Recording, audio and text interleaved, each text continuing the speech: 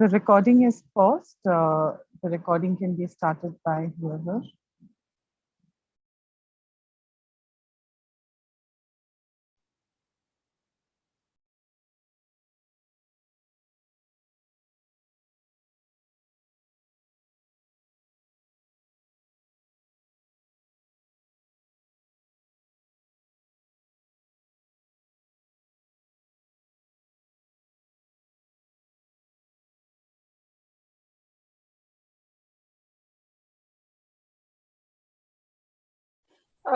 Anusha, I've started the recording. Yeah, can we have the presentation? I'm trying to log in and log out. I don't know what happened to my system.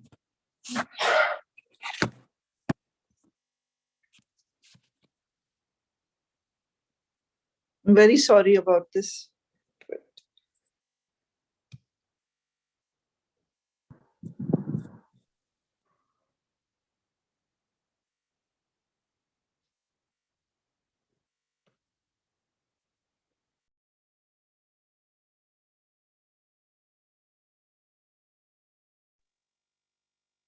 In the meantime, perhaps we can just have something in terms of, we had touched upon experiential learning in the last round of trainings that we had. So this is just going to carry on forward from there. And yes, thank you so much. Yeah, thank you, everyone, and good morning, and perhaps it's already good afternoon. Thank you all for joining.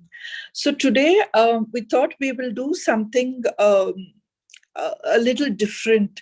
I'm going to take you through observing an experiential lesson that we have recorded of some school teachers actually taking a lesson in, it's mostly in Mumbai, in one of the schools in Mumbai.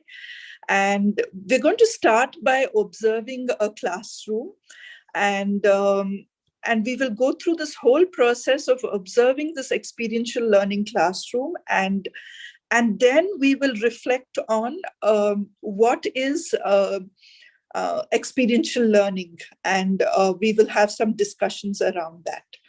Garima, next slide, please.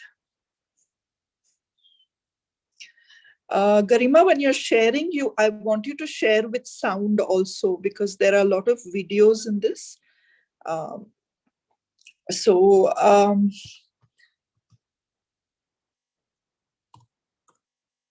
Yeah, so the first thing we will talk about is observing a classroom. Really, when we're observing a classroom, what are the different aspects that we will see while observing a classroom? What do we want to observe? So please put it in the chat. What do you think are important things to observe in a classroom?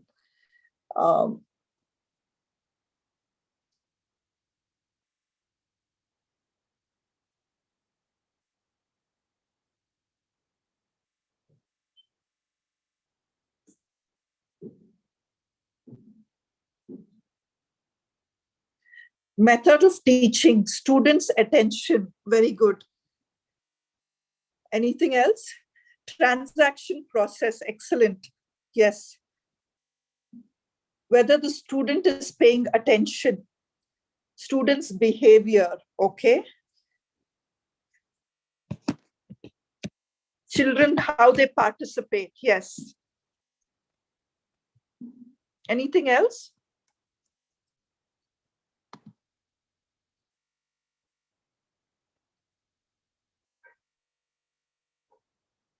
Children's attention, yes.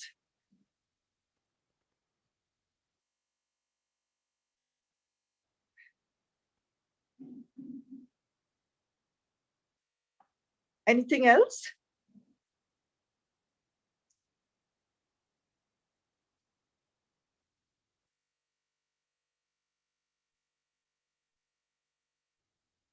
How interactive the class is. Okay, good. These are all very good and valid questions. So about use of resources, TLM, yes. Cleanliness of the class, student attention. Okay, Thank you. Can we go to the next slide? So I think you have all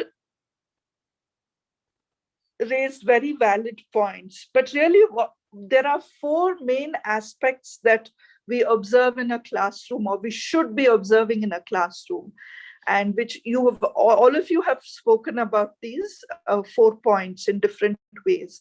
One is the teacher's role, basically understanding the how a teacher teaches, how is she interacting or he interacting with the students, and what are the resources that she is using, what are the practices that the teacher is adopting. That is an important point to observe. Is the main point is the teacher's role. And the second is student engagement. Yes. So when we're talking about student engagement, you also mentioned how active are students, what are they doing, are they interactive, are they sitting quietly, are they interacting with each other, with the teachers. Then the learning space and the classroom. Many of you have mentioned about the cleanliness of the classroom. Where is this activity happening? Is it happening in the classroom, outdoors? How is the furniture organization? What are other resources that are available for students and teachers in the classroom? Then finally, what do we want? Our main goal of a classroom activity is learning. And this is something important. And this is actually something that Anusha had spoken about in the previous sessions about what do we think as teachers? What do we think children are learning? You know, how are they learning? What are they learning? And can you observe are they learning joyfully? And what is the content, the understanding, and the competencies that they are learning actually in the classroom? So these are the reason why I brought this up is because I want you to think of all these points while we watch small videos on an experiential learning lesson, right? I want you to think of all this. And when we're talking about a teacher's role and what are the practices that the teacher is adopting, one important practice that a teacher needs to adopt is inclusive education. So can in the chat, can you write what you think is inclusive education? Just in one simple sentence.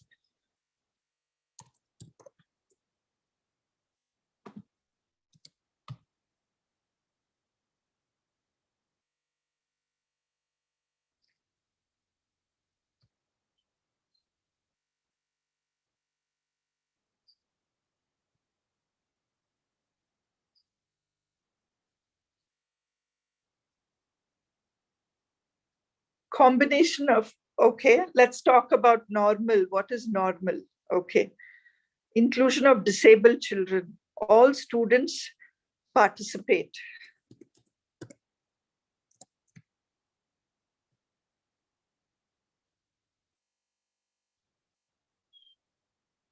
Recording in progress.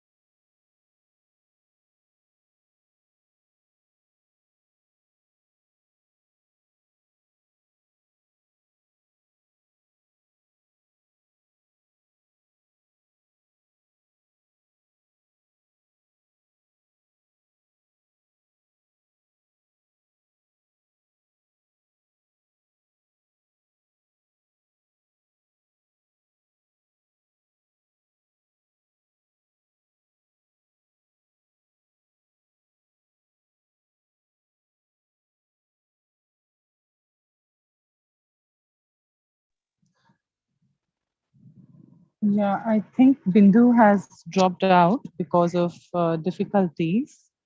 Uh, can you hear me?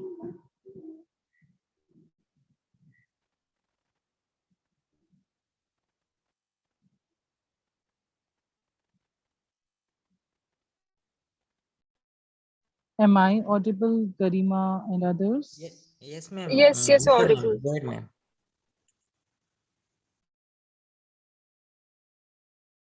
She's just calling 1 second.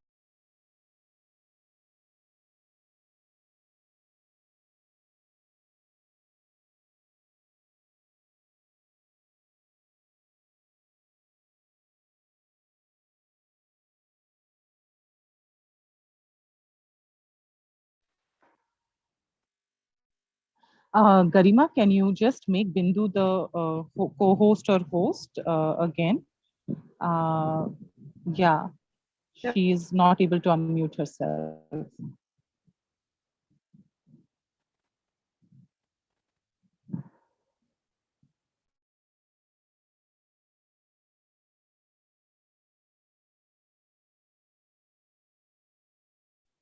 Sorry. I think I was not able to unmute myself.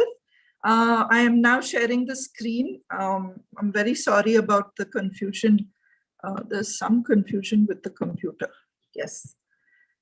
So we were talking about inclusive education. So really, when we're talking about the what inclusive practices is the teacher adopting, right?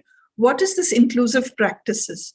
So we have inclusive education is really about including everyone, every child or every learner in the classroom, and including meaning that the student is learning.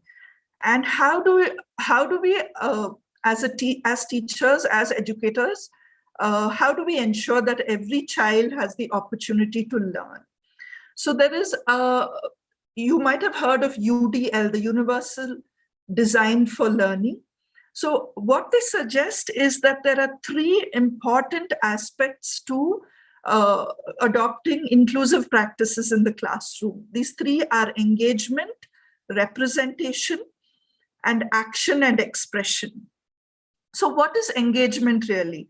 So engagement is about having different ways, making sure that every student is engaged and is learning or doing something in the classroom, right?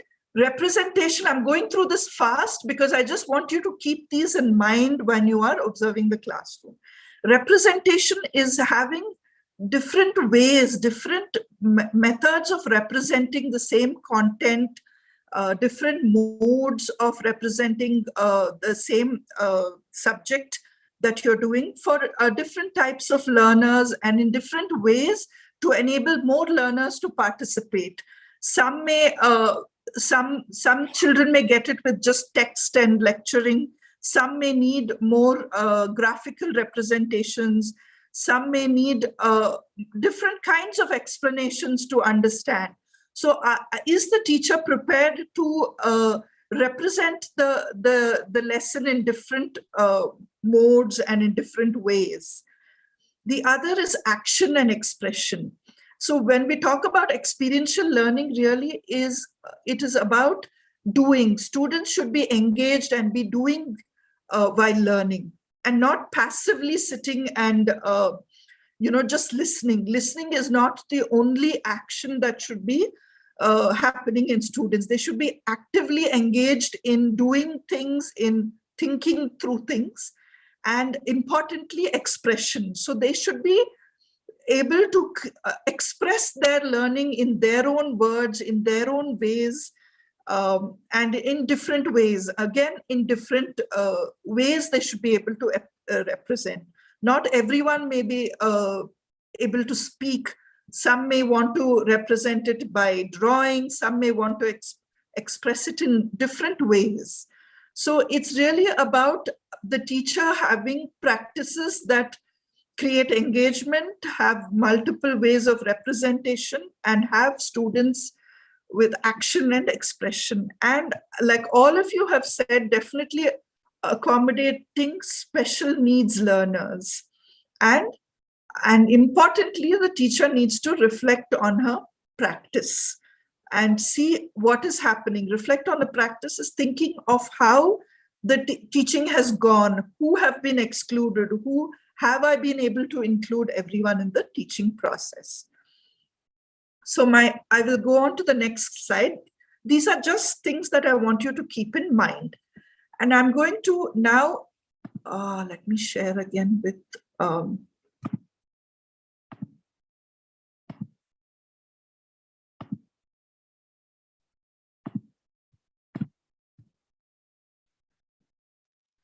I'm going to now play a video for you. I hope you all can hear it.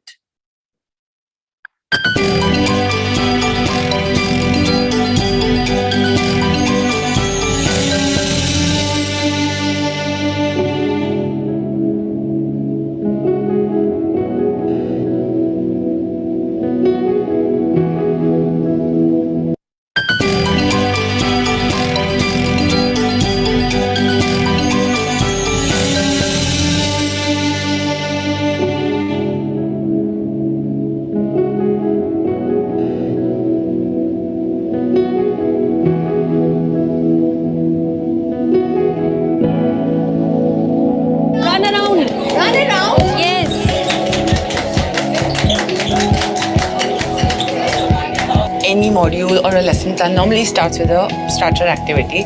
It normally stimulates the student into the mode of something that they're going to do throughout the lesson plan. Also, it puts them into an active mode. You see that there's an active participation from all the students.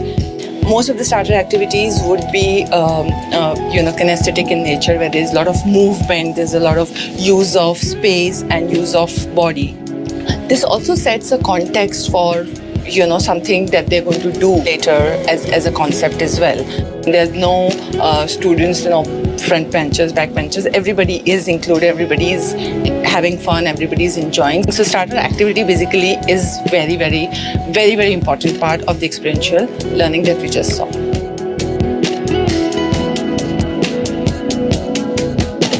Imagine yourself to be a flying object and you're going to fly from one end of the class to the other, and the others are going to guess what flying object that particular student is personifying.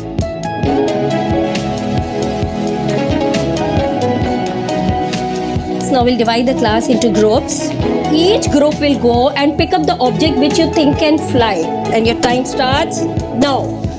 So group 1 will come here and will classify the objects. This particular activity gives so much scope of processes and skills that the kids need to go through in the learning process.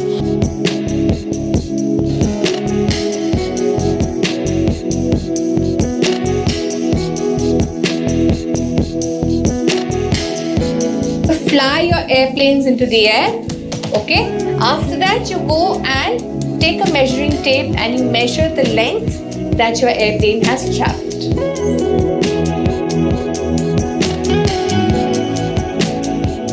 Each group will be given a topic. You will research on the topic and you'll do presentation. I'm giving you the rubrics. On the basis of the rubrics, your presentation will be assessed.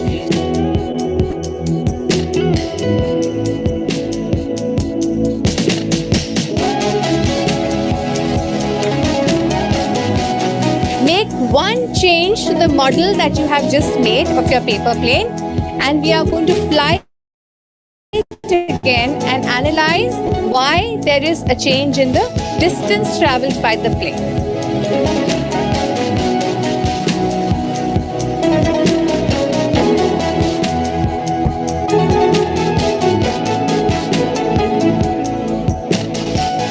So now I want you to sketch out an airplane on your notebook and mark out the forces that you think oppose the movement of the airplane or support the movement of the airplane.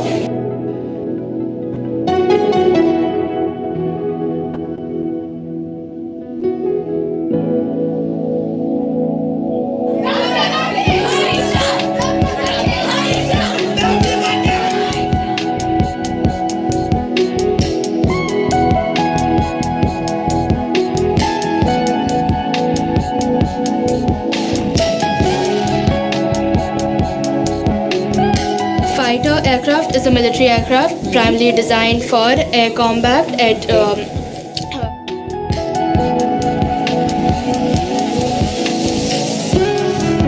Imagine you are a bird and a gentle breeze is blowing. And slowly the gentle breeze is feeling you and you start flying. Think of a nice caption that you can write a message to anybody in the world. Move forward in whatever direction.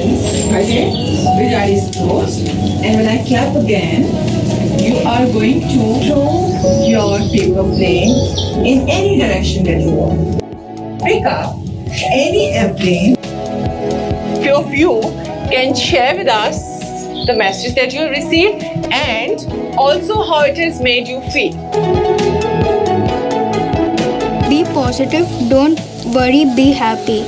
Even though it's like a simple message, it makes me feel like wholesome. It makes me feel good, like good about myself, good about everyone in the world. Why did you do all the activities and what have you learned out of that? We are going to review it under 3 headings. What, how and why. How have you felt? Would you like to do such things in future also, more projects? And if you want to do, what kind of things should you like to do? So I really enjoyed the way the concepts were brought up, like starting from running across the classroom and imagining to be something that flies, and then finally making a plane, throwing it across the room, then actually talking about the actual planes that we have. We learn a lot of technical stuff in actual learning, but right now we're also learning about teamwork, we're getting creative, we're getting imaginative. So we're learning life skills as well as the actual usage, what we need in life. Generally speaking, I think Sushmita ma'am did a wonderful job because, I mean, she's an English teacher and she taught us physics.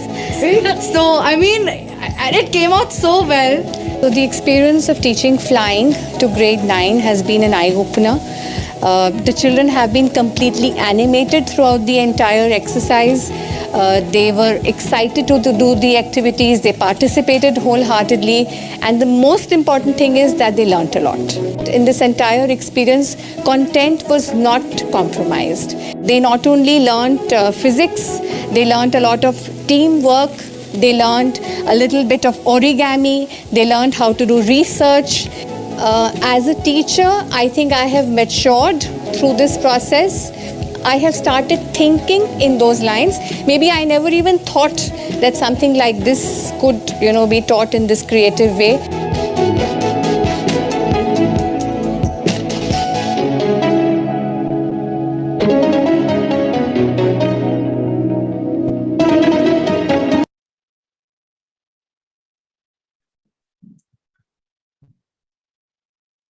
Yes, so I'm going to put in the chat here a couple of questions for you to think about. How did the learners engage? How did the activity make use of different senses? How was the space used? And what was the role of the teacher? So can you think of one or more of these questions and just type in what your immediate reaction to this video?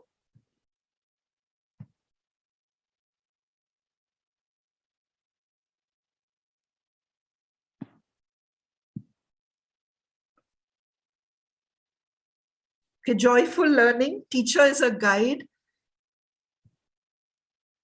active engagement, are busy doing their work.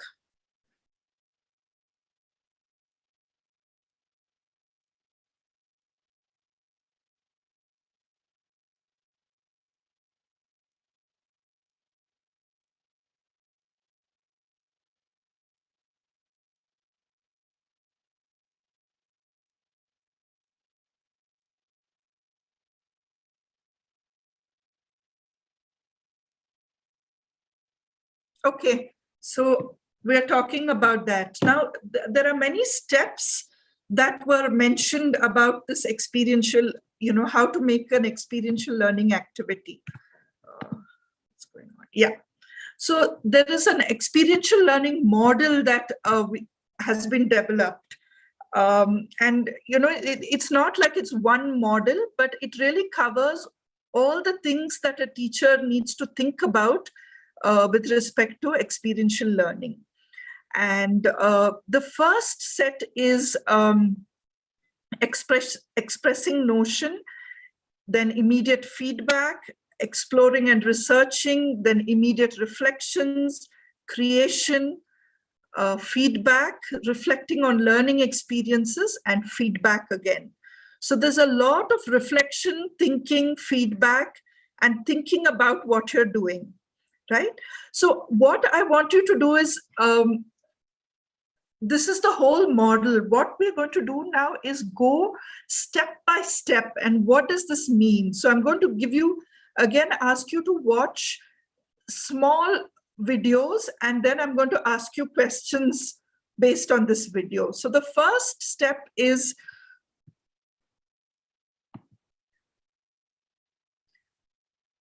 expressing notions. So student express experiences from different senses of things in the world. And of course, before anything starts, we start with the starter activity, right? And then students express what they are thinking about things in the world. And then teacher facilitates conversation between students for what? To make meaning, right? Students can express so many things, but how does learning take place? Learning takes place when the teacher is able to facilitate meaning making for the student and connect these learnings with the topic at hand. So I'm going to again put small videos. I will play a video and stop and ask you some questions around it.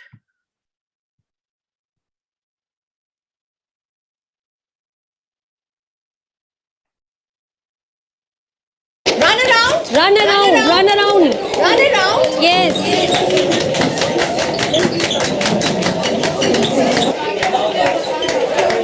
Stop. So run with your hands stretched out forward, parallel to your shoulders. Run.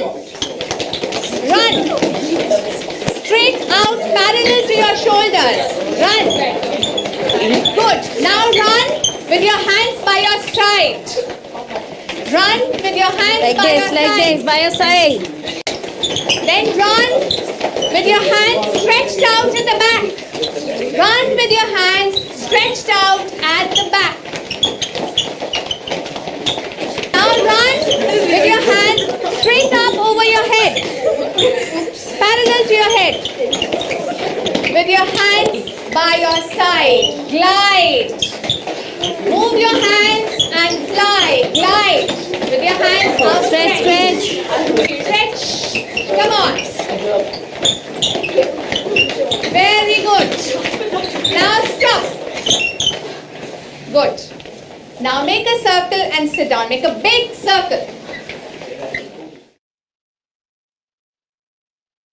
Imagine yourself to be a flying object. And now you are going to pretend that you are that particular flying object.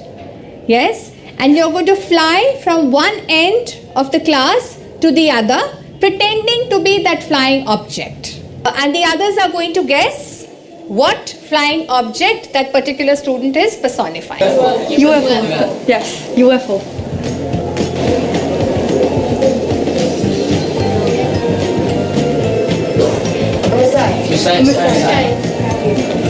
Come on, Vaki.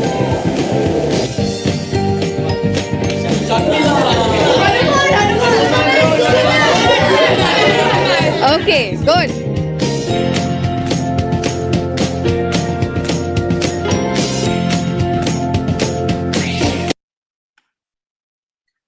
Okay, so in this starter activity, I want you to think about what is going on. What is the benefit of the starter activity? What is the teacher trying to do with the starter activity?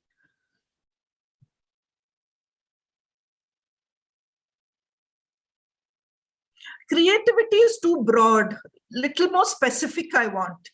Exactly what is it that they are trying to do with the starter activity? Making the students attentive, yes. Bringing attention to the topic, yes. Physical readiness, yes. To make students engaged in the learning process, make them ready to participate, yes. Motivation, yes. Sense organ attention, very good, yes. Improving focus, yes. Practical experience, yes. To make the child chill, okay. Okay, good. So basically bringing attention to the topic, starting the topic and bringing attention, making students attentive and engaged and excited to and motivated to continue the lesson. Absolutely. So now I'm going to play the next called Expressing Notion.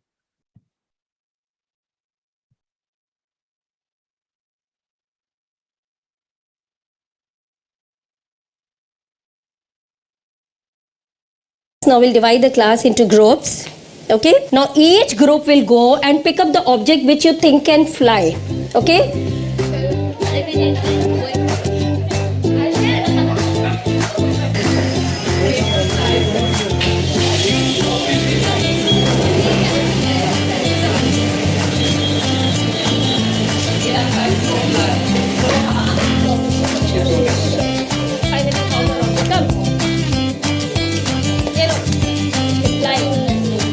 Okay, students. Now, whatever object you have picked up, please place all the objects here and sit according to the groups. Come on.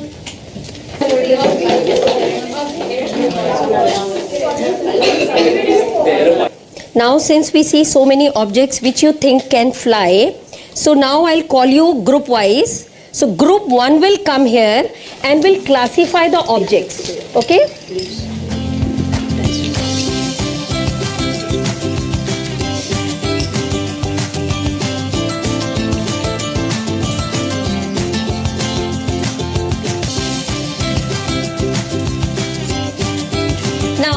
Group 1, Group 2 and all other groups, just observe this grouping and make your own observation. What was the basis of their classification? If you put the shuttlecock markers and bottles together, they will not get So it. what would be the basis of that? A plastic. Yeah, Plastic. Plastic.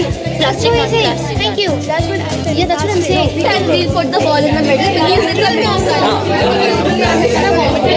Wait, that's actually good. And white, what about white? It's white.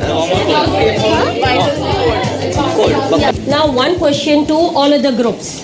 What was the basis of classification for group 1 here?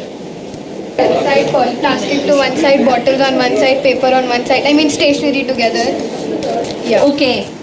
So group 1, can you please tell them your basis of classification?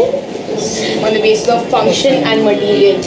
So function, so there's sports equipment at one side, then there's plastic which has the poly bags in the bottle, then there's paper and there's wood, and then there are leaves. It's not a shade of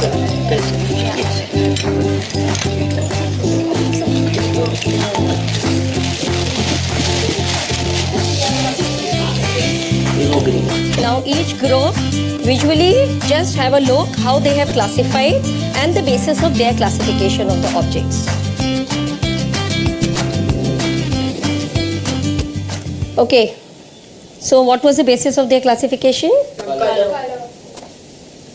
Color. Okay, group 3? Color. Group 4 color. All groups color? Yes, ma'am. Okay. Group 2? It was color coordinated. It was color coordinated. Okay, very good. You know, in this particular activity, students basically are made to, work on a conceptual level rather than on the content. So this activity can be adapted to different situations and students are exploring different material. There's also a context that is set here now, and the students know exactly what they are exploring. They were working with the objects that actually can fly and that actually can, move from one place to another. Also, I would like to add what Ravindra just said, that also the students have freedom to choose.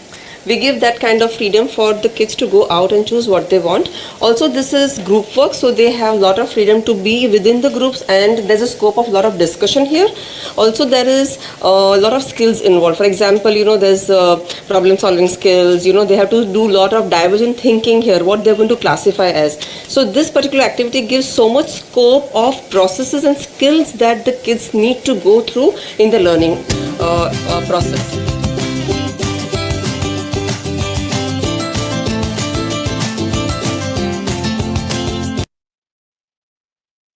Okay, so I want you to share your comments on this expressing notion.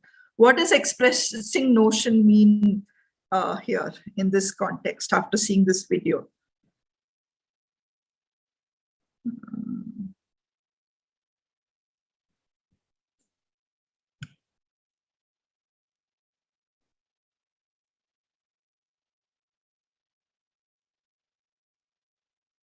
Developing process skills, learning with participation, improve coordination, know others' perceptions, sharing ideas, process of thinking, very good. Observation, yes, process of observation. You're trying to observe and see what somebody else, how somebody else classified. Yes, the process of classification is a process of thinking. Group discussion skills, students can share own thinking. Language skills, yes, learning by doing.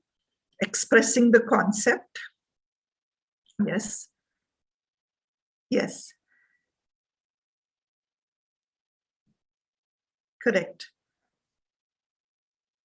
Yes, there is also logic, and all this activity is coming to now let's see what kind of feedback the teacher gives from this activity. Divide the class into groups. Okay, now each group will go and pick up the object which you think can fly. Okay, okay students, now whatever object you have picked up, please place all the objects here and sit according to the groups. Come on. One question to all of the groups. What was the basis of classification for group 1 here?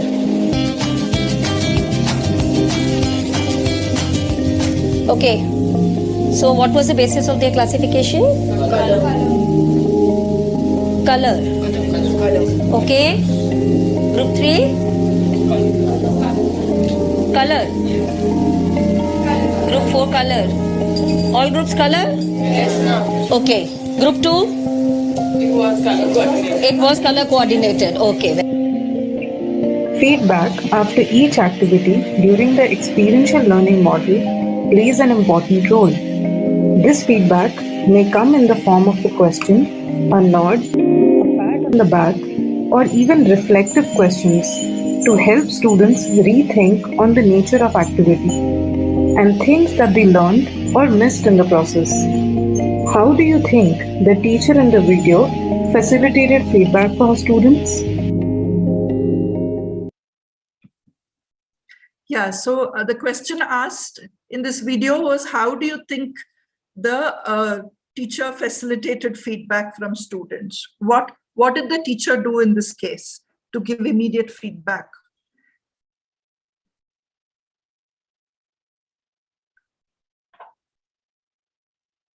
I'll put the question in another way. If the teacher had asked students to collect flying objects and keep it in the center, and continued with the next activity, would there have been learning with this kind of an activity?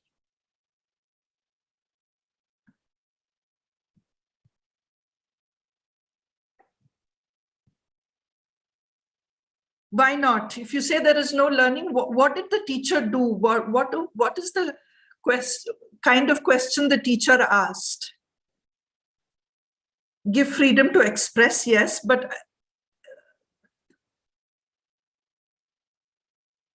linkage among activities, yes, that's an important thing. How did they link the activity?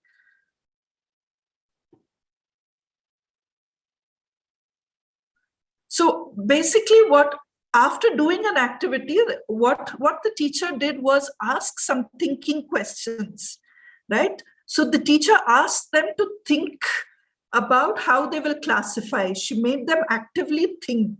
So doing and active learning is not only about physically doing things, right? It is also about actively engaging the mind. So when the teacher came back and said classify, the students are actively engaged. So the group which decided to classify has to decide. So group 1 decided that they will classify on the basis of material and functions. Now group 2 did a different classification. They did a classification based on color. So these are all processes to try and bring the students to think actively around this project. And like Sir has said, to connect. Now, how they will make these connections, we will have to see as we go along. So please keep that important thing in mind. So this is the first aspect of experiential learning, that you actually start, bring students, get them engaged, allow them to express their own experiences and understanding of the topic at hand. And it doesn't have to be something very, very textbookish. It can be something so simple as just collecting an object. And actually working with some physical objects is also very useful. It makes it very concrete for students.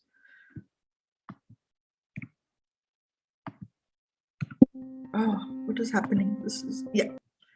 So the next step is students are now go further into the activity of exploring and researching.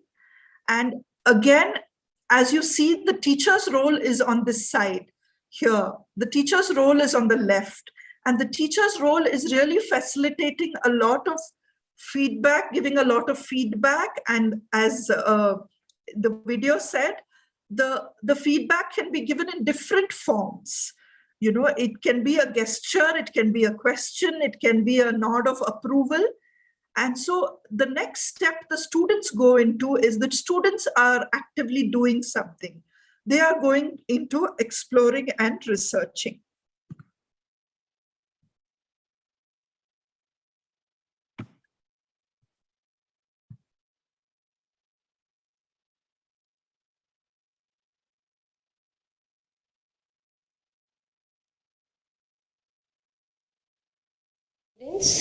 Now, each group will be given a topic.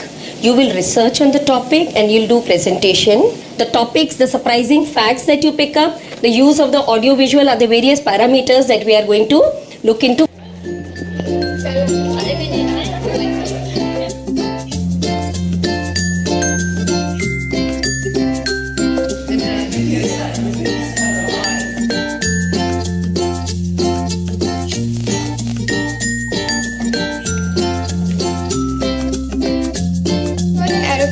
Notice that there are different types of wings. So one is the wing that is like symmetrical, and one wing is in the passenger flight. So what makes both of the wings look different, and do they even function in different manners? Yeah, I think the philosophy of flying is a very interesting thing. People realize that birds fly, but they do so by flapping their wings, right? Yeah. But aeroplanes don't flap their wings, and so you have to be very careful in understanding that you can abstract out the very notion of flying from the flight itself. So today me and my fellow mates are going to tell you and present upon how flight became significant through the modes of the mythology that has been flowing through history and even the literature. So as you all know about the tale of Icarus, he was a man who had been given wax wings to escape from a prison. Today we are going to be talking about the aerial locomotion that is observed in wildlife. In the animal kingdom, while flying, they show a lot of methods of flying, like gliding, unpowered flights, and powered flights. NASA is expected to return to the moon and develop long-term human habitats within a lunar colony, all because of the space inventions which are happening in the 21st century. This picture is about the first flight taken by mankind. This was the flight about the Wright brothers. So many of us have heard about the Wright brothers, the first humans to ever set flight into the air. So this was one of the exclusive pics taken.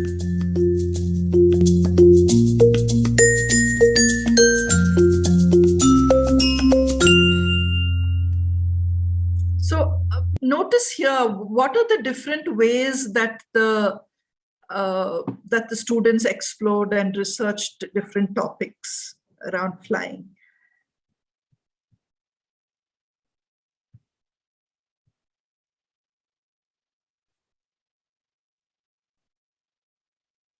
The internet, yes, they gathered information from the internet. Any other places they gathered information from? From the library, yes. From the teacher, yes. From the faculty themselves, yes.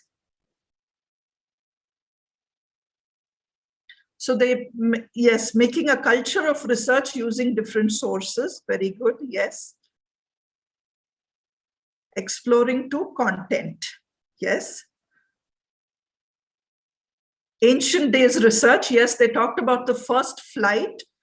So they talked about flying in different areas, right? They talked about birds flying, they talked about the first flight, then they talked about going to the moon also, flying outside the earth. History of flights, yes, absolutely. Biology, but now each group will be given a topic. You will research on the topic and you'll do presentation. The topics, the surprising facts that you pick up, the use of the audio visual are the various parameters that we are going to look into. As you watched in the video, students worked in groups to do research on flying. They used their library, teachers, internet to put together very interesting presentations. Each presentation has different themes that were given by the teacher to each group at the beginning of the activity. It is great to know so many new things in the process, like different kind of nets and kind of planes. But it is also important to reflect on one's learning, to know what one has learned in the process, because it is not so obvious all the time. What kind of questions can trigger such reflection? One that comes to mind is, after making these presentations, what new knowledge have you learned that you already did not know? Can you think of more such questions for your students?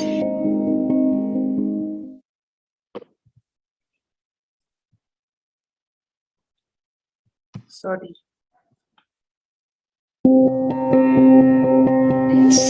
Now, yes, so after doing this activity, while students are presenting, what kind of questions can you ask them? Now, each group.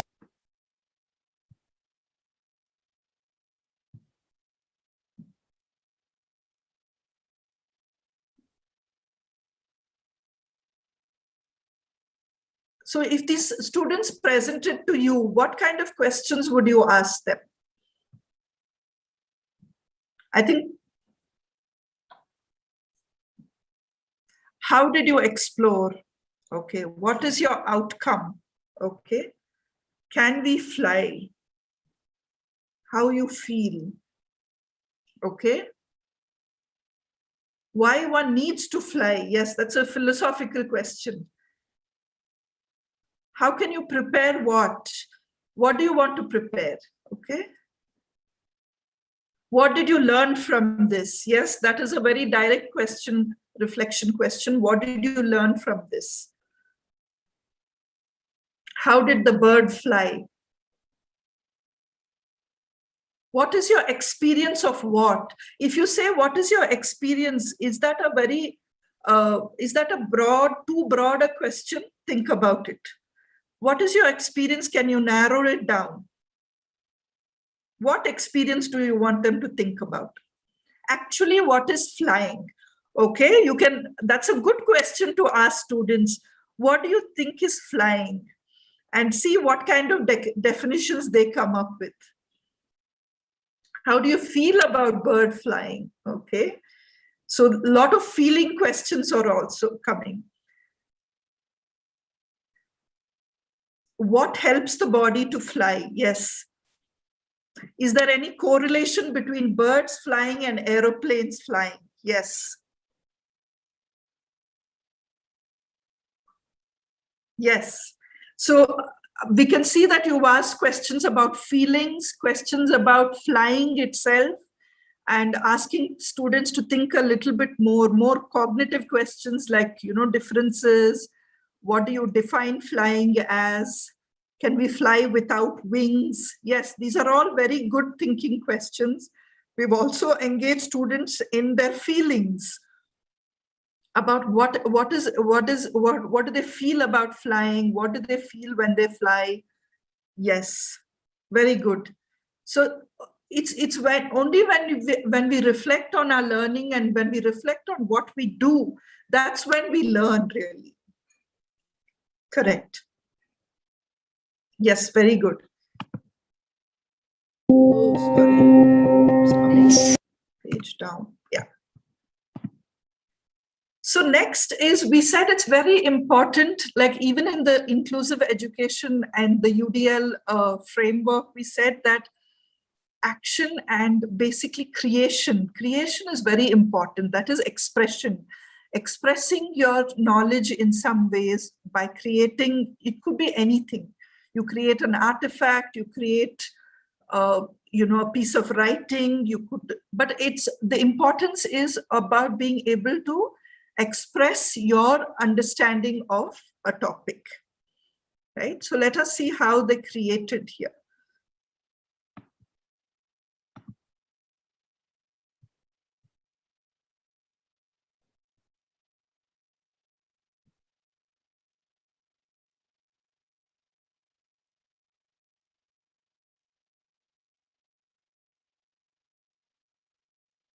I'm going to distribute these colored A4 sheets. Each one of you take one sheet and you're going to make paper planes out of these sheets.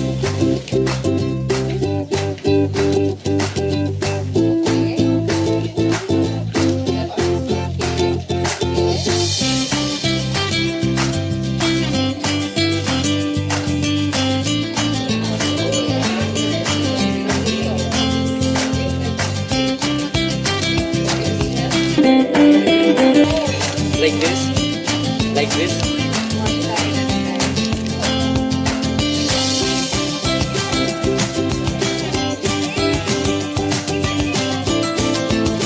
So now that your planes are ready, I'm going to count 1, 2, 3.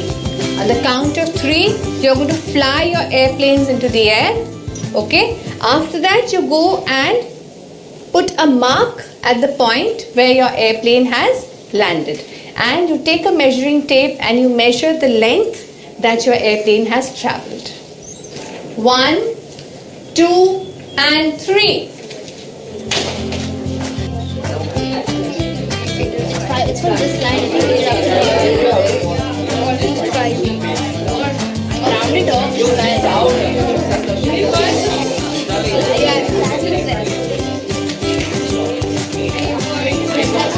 2.7 meters. You are going to rework the design.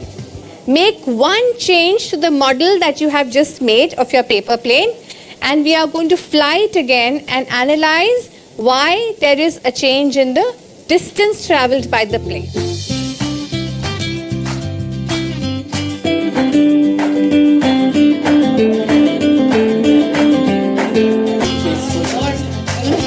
Go sit down.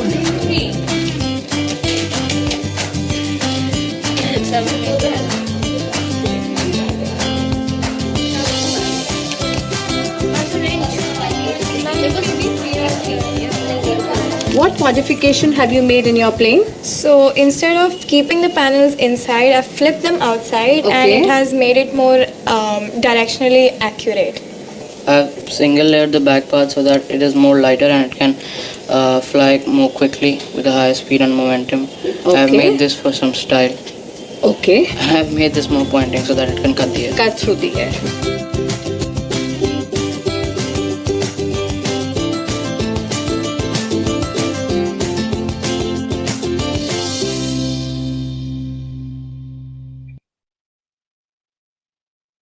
So what was the teacher trying to achieve in this creation, making a paper plane? What was the learning that the teacher was trying to get at?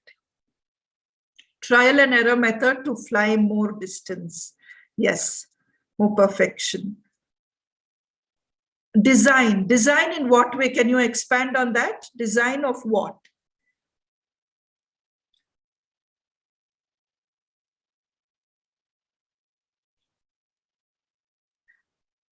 Can you be more specific? Learning by doing, we've been learning by doing, yes. Design thinking. But what are they designing and what are they thinking about?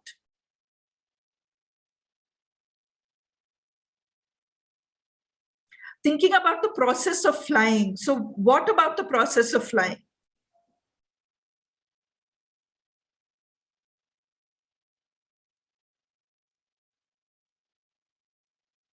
Dynamics of flying, good. Yes, so they're trying to look at the dynamics of flying, which is called aerodynamics, really. So what they're trying to see is, what the teacher's trying to do is make a model and actually see which kind of design actually flies a longer distance. So how is the design of the paper folding or the plane making impacting the flight? And really, this is aerodynamics. Really, what is, then it comes down to the science of flying, right? Or the physics of flying, if you want to be more specific, or the aerodynamics of flight. What is it that makes something fly, and what is it that hinders or stops something from flying? So these are all things that the students are now starting to think about. So they're now starting to think about the actual, we can say either the curricular aspects of flying, or we can talk about some aspects of force, motion, friction, and these are the kinds of ideas that are coming up here. So what happened to this reflection and feedback?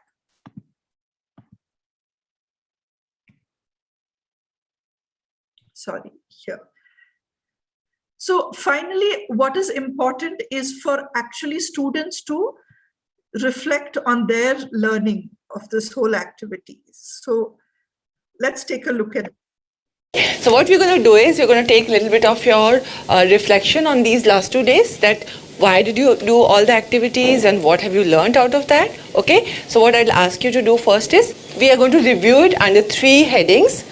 If you can see what, how and why. Okay, so it's a systematic approach of reflection on something that you have done. Okay, so what you will write the title of the activity in a sequence, like what was the first activity that we did yesterday in the morning till what we did today. Okay, the last one. How is the method of doing, like title, and how did you exactly do it? In pairs, in groups, individual, moving around, whatever. Okay, just in very brief. And why is the purpose of doing the activity. So what did you learn out of that? What skills did you use? What skills did you acquire? Okay, what was involved in that? Okay, so the purpose of doing that. So you all get what, how and why? Okay, so in your notebooks, could you take like 5-10 minutes, list down, try to remember each and every activity, and let's see who can actually remember all of it. Okay?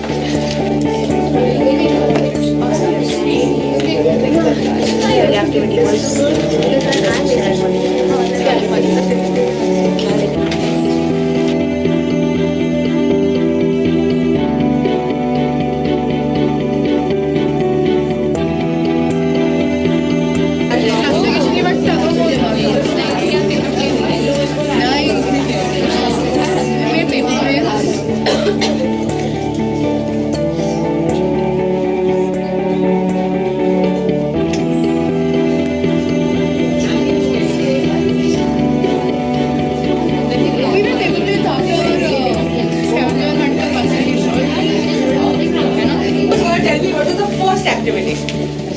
Running in different postures. Running across the room in different postures. Running across the room in different postures. How did we do it? Was it individual? How? Individually, and what else? In terms of method? Changing hand position.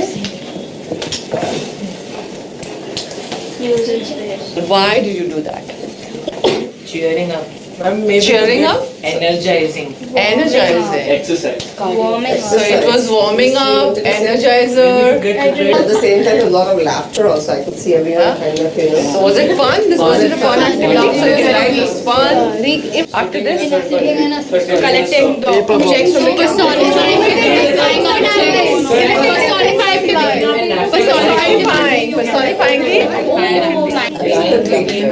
it was entertaining. Okay, now we'd like you to just talk about your favorite activity. Okay. Flying the paper plates. Flying the paper At the plates. end, the last one. Yeah. Okay. Because you could write whatever messages you want, and I was a very good message. What did you write? No, it's okay. you happy about it? Yeah. That's very important. Okay. Okay. Making of the plane. We got to see and learn a lot different types of planes, and it was more fun when we saw it in the computer lab and we made it by ourselves. I am going to also play this and then we will reflect.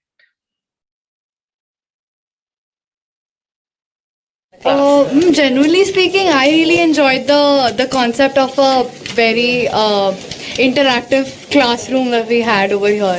So I really enjoyed the way the concepts were brought up, like starting from running across the classroom and imagining to be something that flies, and then finally making a plane, throwing it across the room, then actually talking about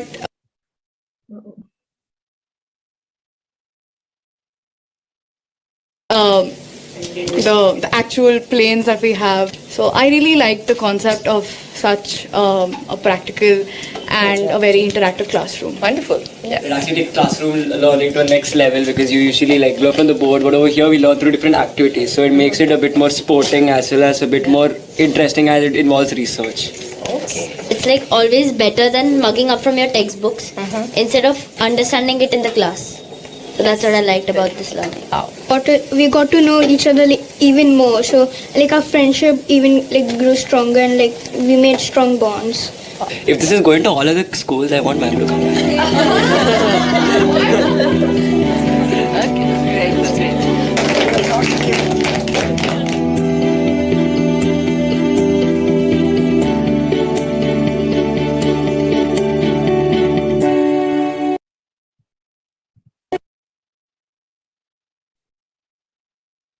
So I'm just going to stop with this, right? We have,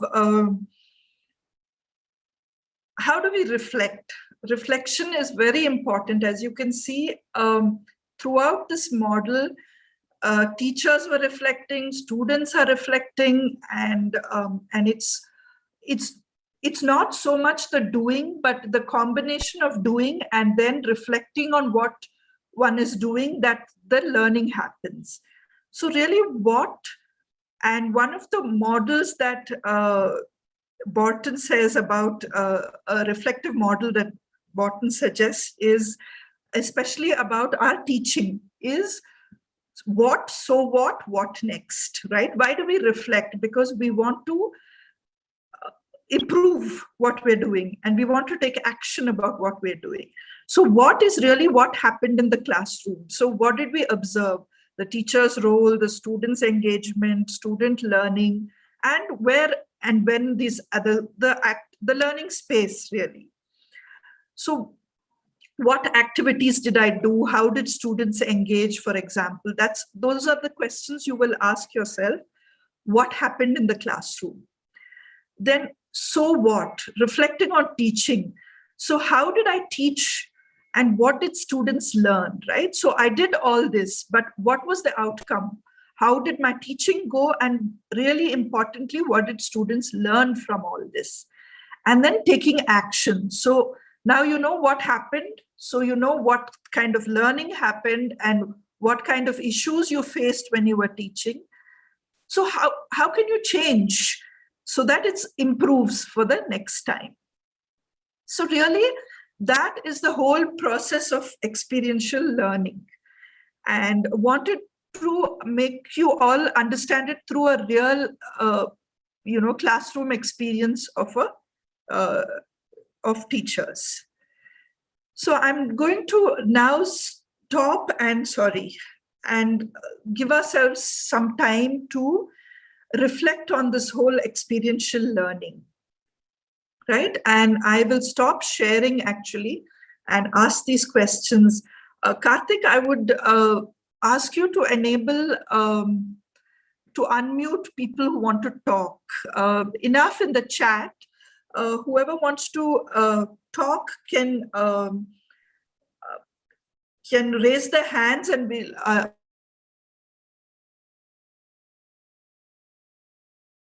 Oh, you muted me also, Karthik. Hold on. So I'm going to ask you a question now. So what do you think is experiential learning? And I want you to think about it a little and give me, or what are the important aspects of experiential learning?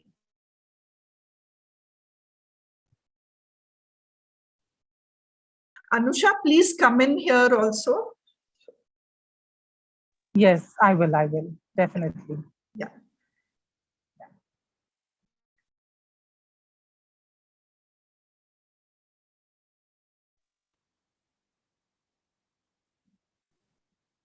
Vinayad Raju has raised his hand. Please go ahead, unmute and.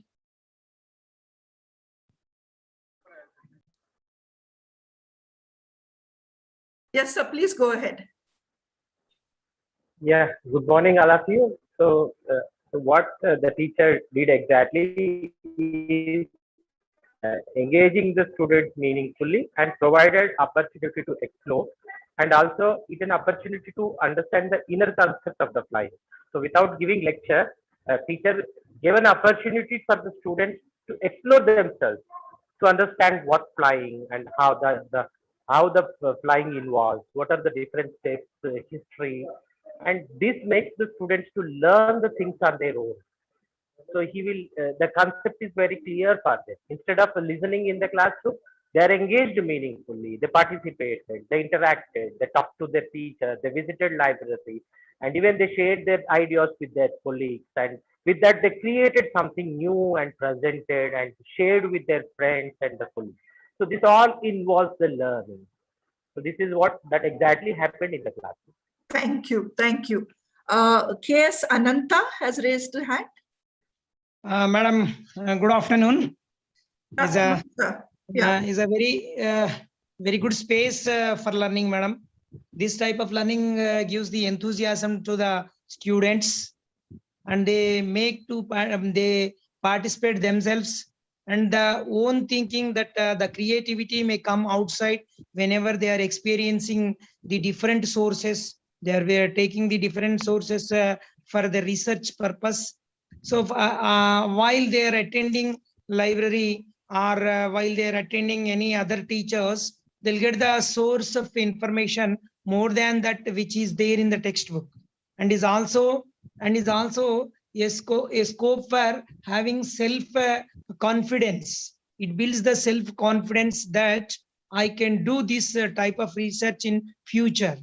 So by taking of the old experiences and using of modern gadgets, and by the other watching of the other sources that may strengthens the learning process, and which gives a good bright future, and is also not a monotony of the classroom.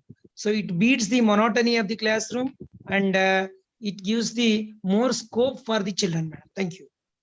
Okay, thank you. I think someone has signed in as high school maths. I'm sorry, I don't know your name. You've raised your hand. Please go.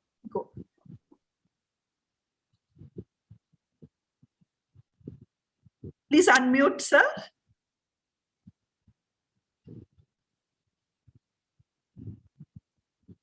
Sir, you're not, you have not unmuted. You're still on mute. We cannot hear you.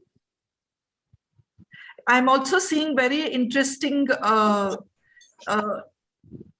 learning by doing, reflecting on learning. Very good.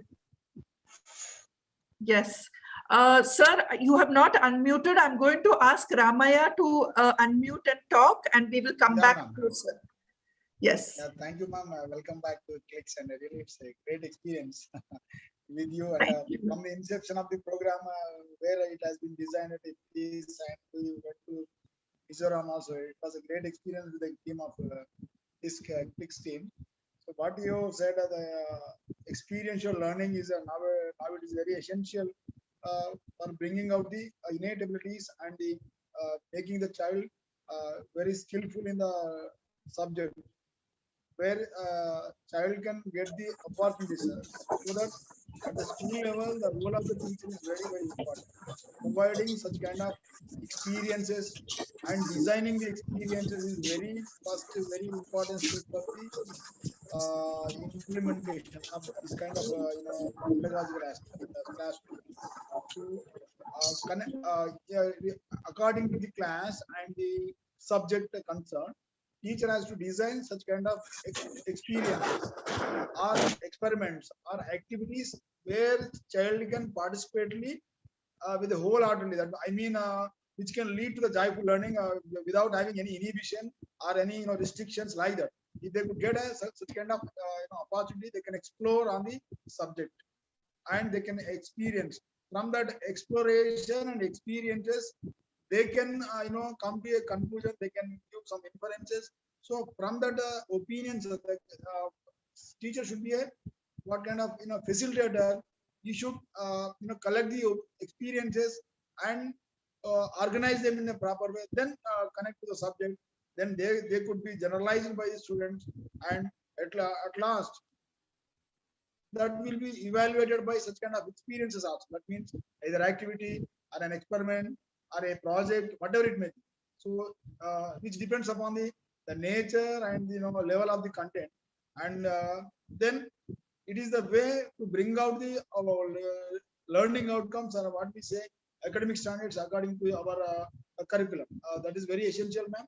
For this, at this juncture, we can integrate the ICT tools wherever it is possible.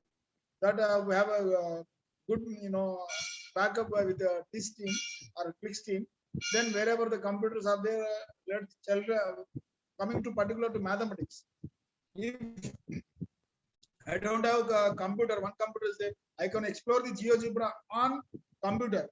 But whereas coming to the, if the children are not able to get more people are not available there, but only a resource are little, then we go by what hands-on experiments. Instead of GeoGebra, you can take the graph sheet. Then by the graph sheet, children can explore the whatever the activity you do in the GeoGebra. So that kind of connection is very essential at the school level, because managing the resources, utilizing to the optimum level, whatever the resources now. If I say in my school there is no computer lab, only one computer is there, I can use the computer for the demonstration, and for a hands-on experiment, I can use some offline. That means a material or a graph sheet like that. So we can do such kind of vice versa things at our level. So it's a great thing to be with you, ma'am. Thank you very much. Thank you, Ramaya, sir. Sir, I think high school maths, I still don't know your name, sir. You please unmute. Rajeshwar Reddy, madam. Rajeshwar Reddy. Rajeshwar Reddy, please unmute, sir. Unmute and yeah. Good afternoon, ma'am. First of all, we are sincerely thankful to all which we are getting now. This is a very good providing to all the teachers. Like really, it's a very interesting, ma'am. And even the teachers, first of all, teachers has to learn. So here we are learning a lot of things. And these things are very helpful to the students, and where the students can be participate interactively with the other children. So most of the now it's a mugging going on through only the single individual students. So they themselves concentrating on the only on the marks and like that all. So these kind of activities will be make them to compete with the others as well as with interestly, and they can able to explore their own ideas, and they can share their feelings with the group members. When we compare with the teachers, and they will have some fear, but when it comes to with the children and with themselves, with the students. They can share freely, and these kind of activities make them more actively, madam. And so that it is very really helpful to the children and student. Like teachers are not like as dictators. We are really, we are guiders. We are just giving the guidance. That's it. And complete activity is going done by themselves and whatever their experience, and they are sharing. Really, it's very good activity, ma'am. And these kind of meetings are very helpful to us, ma'am, to be enthusiastic and make us very happily also. Thank you, ma'am. Thank you so much for giving me opportunity of this. Thank you, sir. So some important points you have said. I will ask Sada Ali. Good afternoon, madam. May I audible, madam? Hello? Yes, sir, you. Madam, is it audible? Yes, we can hear you. Yes. It's a great experience to see this type of new method of learning and teaching of the students. And experiential learning is giving a wonderful opportunity for the students especially. And last 50, 20, 70 years, we are going to build a rote learning. It is giving a drastic effect of the students. They are getting the marks and ranks only. But the experiential learning is giving a active participant of the students. And really, I am a physical science teacher. So integrated learning, different subjects like mathematics, environmental science, and atmosphere and air pressure, means collaboration learning of the student and teachers also, giving a wonderful opportunity to the student to learn what they want to research in basic level. But because the especially after degree, after PG, the peoples are thinking to research are going on. But in basic level, primary levels also, we can do so many research and identify the innovations to their minds and explore their knowledge in different way, different language, different methods. And just we are going to learn by getting the marks and writing the examination. But it is a quite opposite to the learning strategy to get the learning outcomes from the students. And it's a wonderful method to apply in the students, each and every student, inclusive education, especially the all types of students can participate in this education system without any inhibition.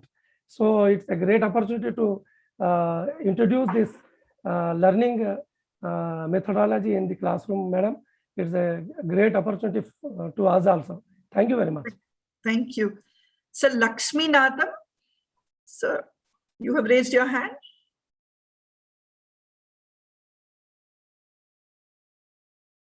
Yes, okay, madam. Is it audible, madam? Yeah, this is Lakshmi Natham from Nizamabad, madam. Yes, it is audible. Okay, so whatever we discussed, just 8 steps, whatever you say, whatever, it is a phenomenal, awesome. Teacher role and student role, annotation, and whatever you said, creation, videos, and all other things, whatever just now discussed, it is fine. And Ramesh sir and Saratali sir just now arranged all these things, whatever they feel, and just simply added my words to their talks. So is first of all, the arrangement of classroom is needed in this meanwhile. I'm thinking about that. So in our classroom, benches were organized. So what the way of thinking is that, so first of all, remove the benches in our classroom. Then the way of appearance in the classroom is good.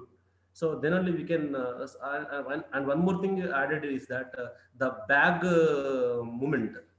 So carrying bags and such type of things are maybe some changed in our classroom. And one more thing is, if one teacher of first period of one teacher can do this like this, the second period of teacher may be following the same appearance. If not, the classroom appearance may be changed. So the organization and planning of the school administration is equal. So it is 100% successfully, and the future generation of students and the way of our aim is 100% reached, madam. So this is the way of planning and accommodation of a room and the students' attitude also. So still now the students' attitude, book reading and giving questions and answers. So it is quite the opposite whatever they are learning. So the way of attitude of students may be change depend upon our teacher education and that's it, madam. So this is my opinion, and the way of the planning is awesome, madam, excellent. If we conducting a classroom and a content like this, it is very bright future for students. This is the humble happiness of my feeling, madam. Thank you. Thank you, sir. I think you've brought an important point of observing the learning space and how the classroom, the benches, and perhaps the importance that if you cannot change how the classroom looks inside because those benches are not movable, maybe you should think of ways you can take students outside your classroom for some activities, if not all activities. So it's an important point you've raised about the learning space. And you're right, everything has to work together. Yeah, Anusha, go ahead, sorry. I was just wanting to add, thank you for bringing that point up. I think right now so many states are involved in writing up the position papers for the state curriculum frameworks and the position papers.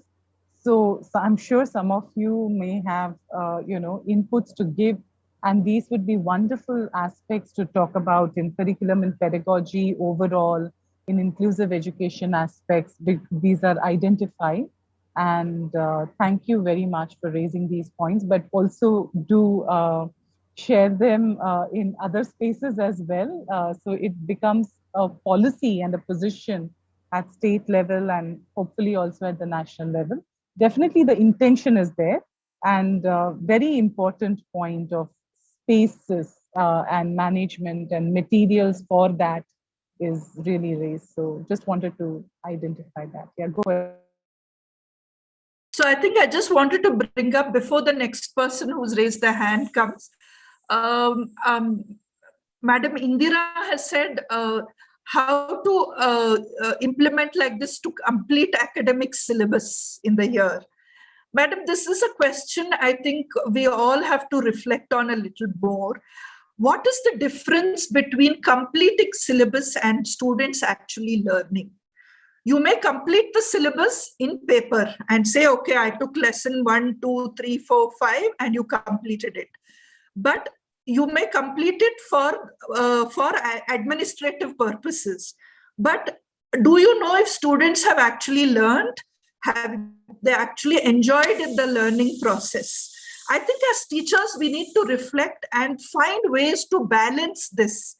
You know, there is an academic calendar, there is pressure on us. I'm not saying that pressure is not there, but what is our ultimate goal? Our ultimate goal should not be about completing syllabus. Our ultimate goal should be have students learned. So even if they have learned quarter the syllabus, it is better than completing the syllabus and not having learned anything, right? So this is a fine balance, and we have to think of ways, and unless we try changing our methods, in the beginning it will be difficult. You may find it more difficult. You may need to take extra classes. You may need to do different kinds of adjustments. But as you keep practicing this experiential learning, believe me, it gets easier and easier. It's not easy in the beginning, but as you keep on doing it, you will find that students will start engaging more, and they will be learning faster. And then somewhere you will meet that middle point where you will be able to do experiential learning and be able to complete syllabus, right? So that is something we have to keep in mind, and that is something only teachers can make do. Me telling will not make it work, right? You have to try, you have to experience it, you have to do experiential practice to come to this middle point. I also wanted to add that I think we have to keep in mind whether we are in this race for a short goal, where if we are sprinters, then we will be sprinting towards that syllabus completion, or whether it is a long race of 1,000 meters or 800 meters, whatever, in which case we may start slow. That is generally the advice. And then we build up speed as, you near the completion rate. So every, in sports analogy, this is what is given, but I'm sure in every analogy we talk of, we say we start slow and steady and then we build up the pace to go ahead. So it may be that you start with one activity, build the learning outcome skills that the students need. Research skill is a part of scientific aptitude that we are supposed to build in students, irrespective of which subject. And collaboration and communicative ability and learning to verify information and retain information. If we are able to build the skill set, then they can become lifelong learners. So maybe we should also figure out, because the NEP position paper does say that the textbook is not the goal. In fact, even NCF and all of those position papers said it. We can perhaps take the leverage as teachers and take agency in ourselves to be able to state that we will focus on learning outcomes. So I'm repeating what Bindu said, but I'm also seeing that for all these challenges that you have identified, currently, because so many states are in this position right now to write a position paper, that these points can be, articulated and there could be concrete solutions that we could work towards. So just was looking at that as, yeah. Over to you, Bin. Quite a few raised hands more.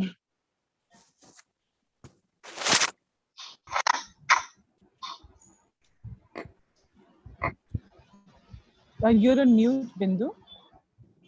You're on mute, Bindu.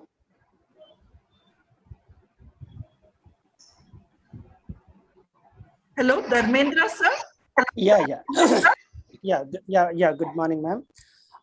Thanks to all CLIx team. I have been in touch with you from last 2-3 hour training sessions, ma'am. Your contents are amazing. But I have 2 doubts, ma'am. We have been telling all these things from 2-3 or 10 years, from 10 years. But in practical, when it comes, we are facing some difficulties, ma'am. If we take our example of Telangana textbooks, in physical science, there were no atomic structure lessons and all these some quantum mechanics, all these things. There were not there in the beginning, but later they have been added in physical science. The physical science teacher is supposed to teach all these atomic structure and all these things later. When it comes to the experiential learning, it has been difficult for the teachers to teach these atomic structures and remaining all topics for the physical science teachers. And when it comes to mathematics, my second doubt is, when it comes to mathematics is not only the experiential learning, it is related with a lot of algorithms he has to handle with. There are so many algorithms he has to understand, and while solving the problems, the student has to solve problems. He has to understand how the problem solving is. How to address all these problems? Could you please clarify these doubts, ma'am? Yeah. So a couple of things. I think what you brought up is different topics have to be dealt with differently, Dharmendra, so especially in your physical sciences, right? Some concepts do not have a it's very difficult to do a wholly concrete experience. Exactly. They are abstract, right? But in what ways around these activities leading up to this abstract concept, what are things you can do? What are ideas that you can source from? Then some concepts are abstract indeed, and they are not something that you can do physically. What are ways, that is where especially technology comes into play, and what are ways you can find simulations to work on that and to make these abstract concepts more real for students, right? There is a certain level of abstractness that you have to deal with, but it doesn't mean that every topic is like that, right? So leverage it. So you bring up an important point. every topic need not be done like this. There will be different methods to look at different topics. But where you can make it concrete and lively and experiential, you make it for that topic at least. Exactly. Learn, right? So that is one. The second is mathematics actually, unfortunately, our focus has been a lot on algorithms. Because what were algorithms really? Algorithms were efficient ways to calculate and to come up with solutions. But really what we need to foster for mathematical thinking is the mathematical process of problem solving, of deductive reasoning, inductive reasoning. So again, I'm not saying algorithms are not important, but they are not the only aspect of mathematics. So wherever it's possible, use the experiential learning. And apart from this, consolidate the learning through algorithms, right? So you don't have to make every class exactly like this, right? Depends on the topic. And like Sir has said in the chat, I think somebody has said in the try it twice or thrice in a year, maybe to start with, and see the results you get. And then see how you can keep incorporating more and more experiential and activity-based learning. And keep increasing that, you will find that you will start looking for different topics. Right? So, yeah. Just to add to Bindu's point and to come back to your point, sir, I think students struggle with algorithms. I have been one of them, but they struggle with algorithms because they're not able to think in that abstract concept. And in order to take them towards it, there is some concrete experience that they can build on to go there. And that is where this kind of bridging the gap comes in, so that you're able to connect to the abstract. Writing is an abstract concept from the speech, and people have to think of symbolization and so on and so forth. Similarly, there, and therefore you need those activities of repetition, of experience, of feeling something, and then build on it to be able to think in abstracts as well. So it's also useful from there for them to reflect and connect. But yes, over a period of time, of course, we'll move towards the abstract thinking project. Yeah. Sorry, sir, Venkateshwaralu, sir, I think my connection was bad. You can please go ahead. Thank you, ma'am. It's a wonderful session. I must be thankful to CLIx team for bringing up the new ideas.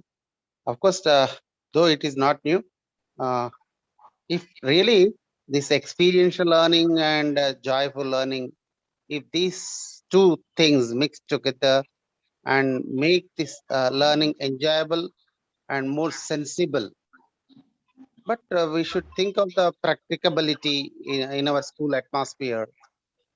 Our school system and our school rooms and are not in a fashion or in a way to conduct such things. So the government and management should think of providing such space for conducting such type of classes. Of course, what others teachers were telling, that some things cannot be done this way, that is in experiential method or joyful method. So the teachers themselves have to think of the topics that can be adapted for this type of teaching. So my request to the CLIx team and or the state officials who are here in this meeting, that to think of providing a scope for conducting space, providing space for in a school, at least a room, a big spacious room in every school for conducting such activities. Means the classes at the time, suppose if a teacher of science or maths or yes, social yes, sir. Thank you. Yeah. Experiencing classes, then the students, the teacher can take them to that room and conduct that. In case of the suppose if you think of the open space, all the other classes get disturbed. That's an idea that. So you bring up an important point of resources, right? Many of us are working in what are called under-resourced spaces. So there is, of course, there is a lot of push for policymakers and government to resource and teachers. It is important for teachers to have well-resourced spaces and resources to work with. But I would say that it is not impossible to do this kind of activity. You can create resources, find spaces, and do things. I feel we can only try. Once we try, we know what is missing, what we need more, and we will find ways to get it, right? But I don't think it is important. Resources are important, but it is also important to not say, I don't have resources, so I will not try, right? So I will try with the resources I have, and automatically you will start demanding it from the system also. But for that, you have to first try and do these with the resources you have.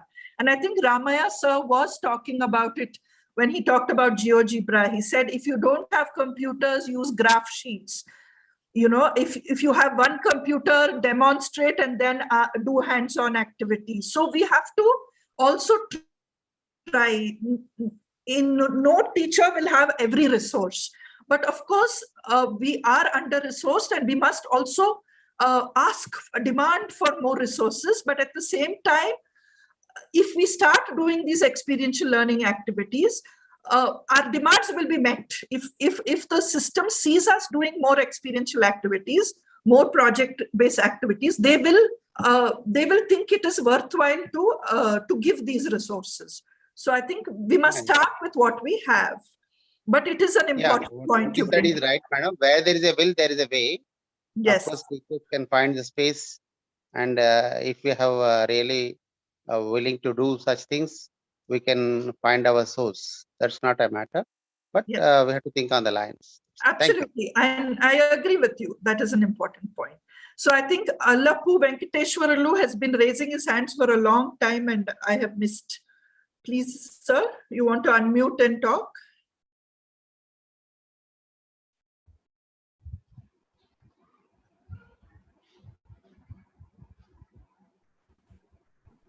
I will, we are now already 10 minutes to go. Karthik, do you have anything? Otherwise, whoever's raised their hands, please, if you have not spoken, please continue, sir. Yes. Shyam Sundar, I think you are ready. Yeah. Hello. Hello, sir. Yes, we can hear you. This is Shyam Sundar. Good morning. Yes, yes, sir. Please go ahead. Venkateshwar sir raised a good question, ma'am, and he also answered where there is a way having with will.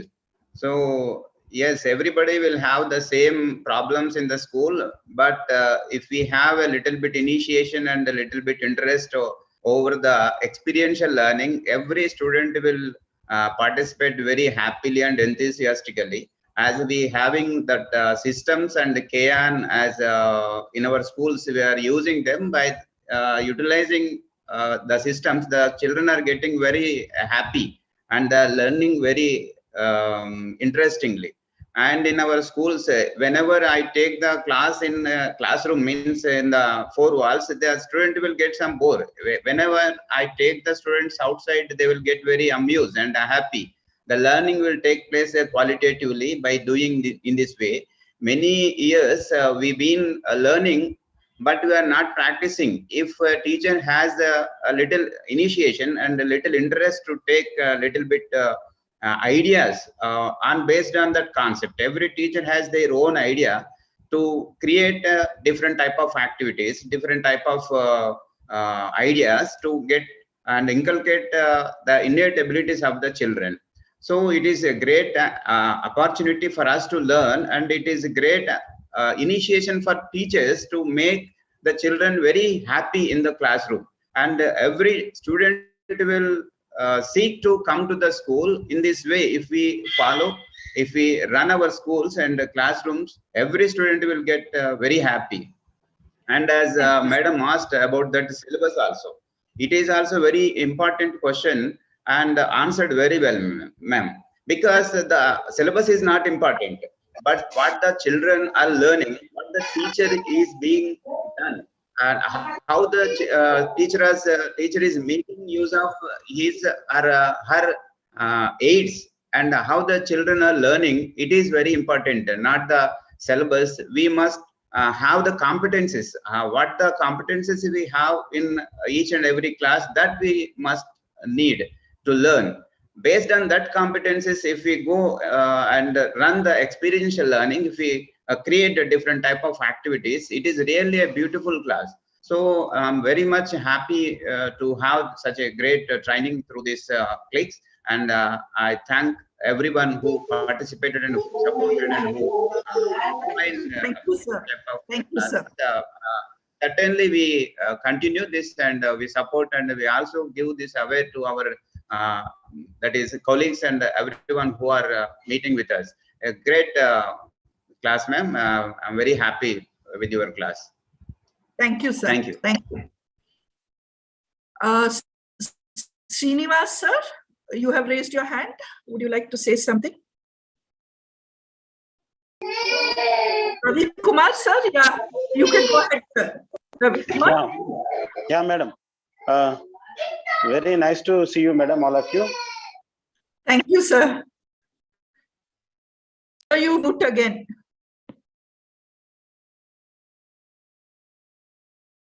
Yeah. Okay, madam. Is it clear, madam? My voice is clear? Yes, clear, sir. Go ahead. Yeah, madam. Recently, I watched a movie, madam, The Dead Poets Society. The Dead Poets Society. Okay, yes, yes. It was released in 1899. Yes. The Western society, Western classrooms, they were changed many years ago. Actually, what we discuss particularly about developed countries. See, these methods have been implemented by them for a long period. But now it's actually time we started. It's very late, I think so. We discuss particularly of Rishi Valley School and some other Shantiniketan, Rabindranath Tagore. Every classroom is a laboratory, actually. Every classroom is a laboratory. Here, the methods and the suggestions and the strategies, the role of the teacher, and the way how a teacher has to retrospect himself or herself. All these points have been covered wonderfully. Being a teacher of English, I strongly agree and try to implement all these methods in my classroom. As you said, madam, there are many possibilities for language teachers. I can say that because out of 6 classes, we spend 4 or 5 classes outside of the classroom. Because we give importance for such kind of activities. Learning, as you said, teaching is incomplete if learning doesn't take place. Yeah, madam. So we got these wonderful points and very good methods and strategies. Actually, I request you all, people like you, eminent faculty, the research scholars and the professors, try to conduct such kind of program at least monthly once. Not yearly once, even it is needed weekly once also. This is like, sharpening the axe. We are sharpening our axe every, for every fortnight, because teachers also can get new methods. We have been actually using the traditional and, already better than we know. That's why we strongly accept them and agree them and try to implement them. Salute to you, madam, and hats off for conducting this program. All of you, all your team members and TIS and SCERT and my teachers here who participated in this program very actively also. I thank all of you. Thank you very much. Thank you, sir. I think it's a wonderful idea to, you said to have this professional development. I think you are more qualified than I am to do this, sir. So why don't you take it up as a challenge and build a community and work with other teachers and meet them and think about ways of making, your language learning more experiential. I think you all have much more experience than I do. So thank you, sir. Malesh, sir, I think Ramaya, sir, we will come back to you. Mallesh, sir, do you want to say anything? Yeah. Good afternoon, madam. It's Yes, sir. Good a afternoon. pleasure to me being a part of. This is a wonderful program, madam. It's a pleasure to me, and I'm very happy to being a part of this program. Madam, actually, it is a very interesting program. This is a very interesting approach and a methodology, new methodology. It is very useful for the students to explore the knowledge and sharing their ideas. Whenever the topics which are suitable for this teaching, experiential teaching methodology. It's a very nice, madam, being a part of this program. And thank you, ma'am. Thank you, sir. Thank you. Srinivas, sir, you wanted to say something? District drop not working. I did not understand what that is. Thank you, sir. Ramaya, sir, you have raised your hand again. I think, oh my God, we have more hands raised. I think we are running out of time, but Surender, sir, and Ashok Reddy and Ramaya, sir, last three. Madam, good afternoon, madam. Good afternoon, sir. Ma'am, good afternoon. I'm from Pedapalli district, ma'am, Surender. Yes, sir. Yes, sir. Ma'am, actually, our teachers are very good interacted, madam, very well. It's very nice, madam. We got a good thought. Mainly, madam, being a physics teacher, generally in the introduction part, when we go for a topic, generally we can, I think, we can use the experiential learning, madam. Yes. Suppose we want to go for density topic, density, different type of objects will have different various densities. And suppose if you go for masses, weights, generally, immediately within a fraction of time, we make this experiential learning, madam, because generally within a fraction of time, we can introduce the topic and we can involve the students. Later we go for our traditional or activity-based method. Okay, Yes, thank sir. you, ma'am. Thank you for having. Absolutely. Ashok Reddy, sir, would you like to say something? Good morning to all. It's a. Am I audible, madam? Can you hear me? Yes, sir. Sir, you're from SCERT. Yes. Please, sir, go ahead. It's a great occasion, I can say, but all the creative and effective teachers of Telangana are here, and with the wonderful TIS faculty. So this initiation, like, it's a good startup. Like, it's a good start for our next level, next days, coming days. So I would like to highlight few points about taking this experiential learning into the classroom. Especially this should happen in a natural ambience, in natural condition. So trying for providing experiential learning, trying something artificial kind of connecting the our context with some kind of artificial connection, that won't work. So I always try to give some kind of natural kind of atmosphere or environment in the classrooms.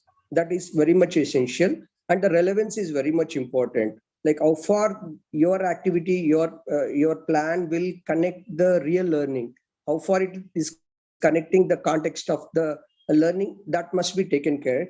And only trying some kind of physical things, total physical response, okay, that is good. Apart from that, we can try art, culture, and crafts, all other areas also we can bring into the experiential learning practices. And having more kind of like you can already some contexts are there, texts are there, lessons are there. We need to redefine, like redesign. That plan should be required. Like every teacher should have that kind of opening to think, revisiting the text, and that can be remolded for the convenience of providing experiential learning. So these things should be taken care. And I like the point of more reflections. At each level, more reflections are required. Instead of giving more kind of stuff to the children, engaging, okay, that part is okay. But always, whenever there is possibility, involving children, providing learning space to them, and expecting their reflections at each level, that should be given more priority. And even teachers' reflections are very much important. So this reflective practices will make experiential learning more useful to our learners. These are the things, and I request all the teachers also, trying too much also not good sometimes. Try as per the available resources, according to our classroom facilities, our capacities, we need to take care of those things. Based on that only, we have to plan our activities. And I hope this is a good beginning, and definitely this will spark, this will give a big motivation for the teachers to come out with brilliant ideas, brilliant activities into their classrooms. Thank you, madam. Thank you very much. Thank you, Ashok sir. You've pointed out some very important contextual. Thank you so much for highlighting this contextual and reflective practice. It is one of the main, features of experiential learning. Yes, thank you. And I think everybody has now stopped raising their hands. So I think this was a wonderful discussion, and I'm glad that we were able to discuss experiential learning. And I think all of us want to. It's not like we don't want to do this experiential learning. There are difficulties, there are resources are scarce, or sometimes time is not enough. And there are many things that are forming hurdles, but I think we should try, like Anusha said, think of it as a long distance run, and try start slow, try a few concepts, and believe me, you yourself will get excited and want to do more and more experiential, give your students more experiential learning experiences, because the feedback you will get from them will be more exciting than your lecture classroom. So I wish you all the best, and hope you'll all make your classrooms more and more experiential. I'm sure many of you are already doing it. As Sir said, you're all experts in your states, and all of you have much more experience than I certainly do in the classroom. So very best wishes to all of you, and thank you. Karthik? Thank you, madam. Excellent session. Today we have learned something new, and we start practicing. Thank you, ma'am. Thank you, sir. Yes, Karthik, yeah, over to you. Yeah. Thanks a lot, Professor Bindu, Professor Anusha. I think clearly the session's been a big hit, going by the feedback we've received over the last 20-25 minutes from the various teacher educators. Thanks so much for this session, both of you, Professor Bindu and Professor Anusha. Thank you all, teacher educators from SCERT, Suresh Babu sir, teacher educators from various districts for joining. Tomorrow we begin the session at 10:30. We have the respective domain faculty, science, math, and English faculty, and the research team joining us tomorrow to walk all of us through the CLIx modules, and how can we reinvigorate the implementation of CLIx modules in the post-lockdown phase. So thanks again all of you for joining, and looking forward to seeing all of you tomorrow at 10:30 a.m. Hello, sir. Karthik sir. Karthik sir, hello. Yes, sir. Yes, sir. Yes, sir. So, do we other subjects need teachers? Means suppose I'm a teacher of English. Is it necessary for attending all other classes? My subject is, if I attend only subject English, no. It's the time of the session of English. Welcome to attend all sessions, sir, because towards the end of the respective subject CLIx module sessions, there is a common session on how do we take the CLIx modules. We attend the common session and our session. That's enough, no? Yes, sir. Yeah, sure, sir. To answer your question. Yes, sir. As per your convenience, yes. Okay, thank you, Karthik. Yeah. Okay, thank you, Professor Anusha, Professor Bindu. Thank you all.